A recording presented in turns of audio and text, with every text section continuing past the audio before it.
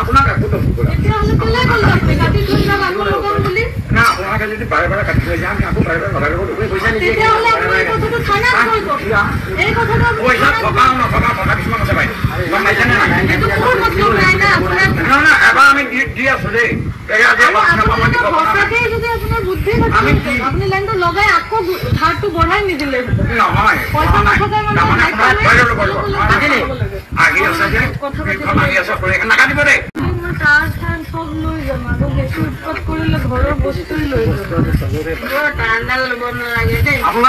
আপুনি কি মোক দম দিছে নেকি বিল দিলে দিবি নহলে ঘৰৰ বস্তু উঠাই লৈ যাম তাৰ সাৰ লৈ যাম নহলে কিন্তু ঘৰৰ বস্তু উঠাই লৈ যাম আপুনি কি মোক দম দিছে নেকি নমস্কাৰ বন্ধু বান্ধৱীসকল মই মৰমী মোৰ ইউটিউব চেনেলটোলৈ আপোনালোক সকলোলৈকে স্বাগতম জনালো হয় আপোনালোকে এই কথাখাৰ শুনি নিশ্চয় গম পাইছে চাগে পৰহি দিনা আসলতে কাৰেণ্টৰ বিলক লৈ এটা বৰ ডাঙৰ কাণ্ড হৈছে বুলি কলো বেয়া নহয় এগৰাকী এছডিও বাইদেৱে এজন বৃদ্ধক এনেকৈ ধমক দি চুচৰাই নিয়া দেখিবলৈ পোৱা গ'ল আসলতে তেওঁ ব্যৱহাৰ ইমানেই বেয়া তেওঁ ইমান খাতিৰ কৰিছে খাতিৰ কৰাৰ পাছতো সেই বৃদ্ধা মাতৃ আৰু পিতৃ জনলৈ তেওঁ অকণো দয়া নপজিল অৱশেষত তেওঁক ভয় ভাবুকি দিছে কিদৰে আপোনালোকে নিশ্চয় ভিডিঅ'টো ইতিমধ্যে সকলোৱে পাইছে আৰু তেওঁ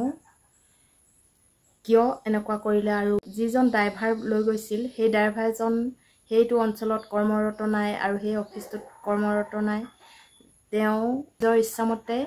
সেইজন ব্যক্তিক লৈ গৈ তাত এই বৃদ্ধজনক হাৰাশাস্তি কৰিবলৈ দেখা গ'ল আৰু তেওঁ কৈছে যে বিল দিলে দিবি নহলে ঘৰৰ বস্তু উঠাই লৈ যাম তেওঁ এইখাৰ কথাৰে আসলতে সমগ্ৰ অসমকে লজ্জাজনক অৱস্থাত পেলাইছে কাৰণ তেওঁ পিতৃ মাতৃ আছে আৰু ইমান কাকুতি কৰিছে যিহেতু তেওঁলোকক এবাৰলৈ মাফ কৰি দিয়াটো উচিত আছিল কাৰণ তেওঁ চাকৰি কৰিছে সেইটো সত্য চাকৰি কৰিলেও ইমান আইন উলংঘ কৰি তেওঁলোকক হাৰাশাস্তি দিব নালাগে প্ৰতিকে কৈছে যে আমি বিলটো দিম তাৰ নিনিব ৱাৰ নিনিব তেনেকৈ কোৱা পাছতো তেওঁ উভতি ধৰিছে কি আপুনি মোক দম দিছে নেকি সেই বুঢ়াজনে কৈছে আপোনালোকে চাকৰি কৰে আমি খেতি কৰোঁ সময়ত আমি পইচা পালে আমি দিম কিন্তু এতিয়া কাটি লৈ নাযাব প্ৰতিকে কোৱাৰ পাছতো তেওঁ উভতি ধৰিছে তাৰ সাৰ লৈ যাম যদি তাৰ সাৰ নিনিয়ে বিল নিদিয়ে তেতিয়া ঘৰৰ বস্তু উঠাই লৈ যাম বুলি তেওঁ ভাবুকি দি থৈ আহিলে তেওঁ আসলতে বিল আনিবলৈ গৈছিল নে ডকাইত কৰিবলৈ গৈছিল প্ৰকৃততে তেওঁ এগৰাকী ডকাইত বুলি ক'লে বেয়া নহব দিন ডকাইত আসলতে চৰকাৰে এনেকুৱা দিন ডকাইত পুহিছে এতিয়া ঘৰে ঘৰে কাৰেণ্ট দি ঘৰে এনেকৈ দিন ডকাইত পঠিয়াইছে প্ৰতি ঘৰ মানুহতে এতিয়া প্ৰায় 300-500 এনেকৈ মাহেকত বিল আহিবলৈ লৈছে সেয়েহে এই চৰকাৰখনে ডকাইত কৰিছে বুলি ক'লে বেয়া হৈছে জানো প্ৰতিঘৰ দৰিদ্ৰ মানুহক এটাকৈ বাল্ব ফ্ৰী জ্বলাবলৈ দিম বুলি যোৱাবাৰ হিমন্ত বিশ্ব শৰ্মাই ঘোষণা কৰিছিল আৰু এই বছৰ তেওঁ উলুটা নিয়ম দেখিবলৈ পোৱা গ'ল এনেকৈ ডকাইত লগাই আসলতে সকলোৰে পৰা পইচা হৰলুকি কৰিবলৈ বিচাৰিছে যিসকলে অকণমান অমান্তি হয় তেওঁলোকৰ মানে ঘৰৰ বস্তুলৈকে উঠাই নিবলৈ ডকাইত পঠিয়াই দিছে নহয় জানো আমি অৱশেষত এইটোৱে ভাবিলো কাৰণ যদি চৰকাৰৰ একো সহায় নাপায় তেনেহলে এনেকৈ ঘৰৰ বস্তু উঠাই নিবলৈ তেওঁলোক কোন তেওঁ দস্তমত চাকৰি কৰিছে চাকৰিত সম্পূৰ্ণ ডিউটি কৰিব লাগে ডিউটিত যিখিনি নিয়ম নীতি আছে সেইমতে কৰিব লাগে আৰু কাৰোবাৰ ঘৰত দবদস্তি কৰি বিল নিদিলে বস্তু উঠাই অনাৰ সেইটো সেই এছডিও গৰাকীয়ে ক'ত নিয়ম পালে বা ক'ত এইটো হেৰি আছে আপোনালোকে জনাবচোন যদি ক'ৰবাত আছে কমেণ্ট বক্সত কমেণ্ট কৰি জনাবলৈ নাপাহৰিব। আৰু মোৰ সঁচাকৈ বৰ দুখ লাগিছে, এজন বৃদ্ধ ককায়ে ইমান কাকুতি মিনতি কৰাৰ পাছত নিজৰ ছোৱালীতকৈও চাগে সৰু হ'ব